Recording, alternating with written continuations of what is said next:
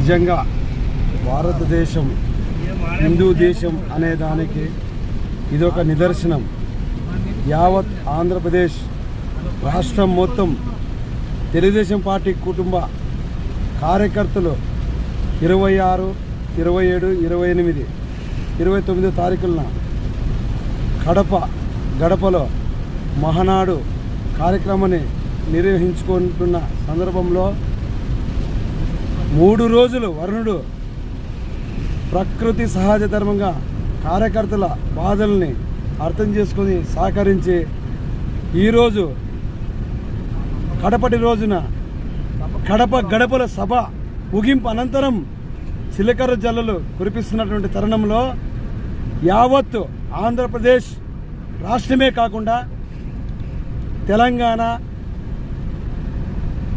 కాకుండా ఎన్ఆర్ఐ రాష్ట్రాల్లో ఎన్ఆర్ఐ అంటే ఇతర దేశాల్లో ఉన్నటువంటి తెలుగుదేశం పార్టీ పసుపు సైన్యానికి కూడా ఇది ఒక శుభ సూచనమని మనము అనుకోవాల్సినటువంటి సందర్భం.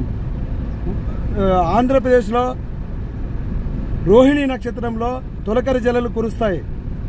అది ఈ పరిణామము నేలు కొలుపుకున్నటువంటి సందర్భంలోనే కురిశాయి. బట్ ఈ సందర్భం ముగింపులో కూడా తొలకరి జల్లులు కురిశాయంటే ఆంధ్రప్రదేశ్కి మంచి రోజులు వస్తున్నాయనే అనుకోవచ్చు.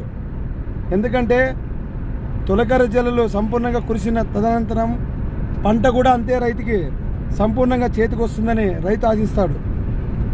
అది ఈ సభ ముగింపు అనంతరం తొలకరి జల్లులు కురిసినటువంటి ఈ సందర్భాన్ని బట్టి ప్రతి ఒక్క తెలుగుదేశం పార్టీ కార్యకర్త దాన్ని మనగడంలోకి తీసుకొని భవిష్యత్తులో తెలుగుదేశం పార్టీ భవిష్యత్తు కోసము ప్రతి ఒక్కరూ నిరంతరం కష్టపడి పార్టీని ముందుకు నడిపించాలని మనస్ఫూర్తిగా ఒక తెలుగుదేశం పార్టీ కుటుంబ సభ్యుడిగా నేను హృదయపూర్వకంగా ప్రతి ఒక్కరిని కోరుకుంటున్నాను.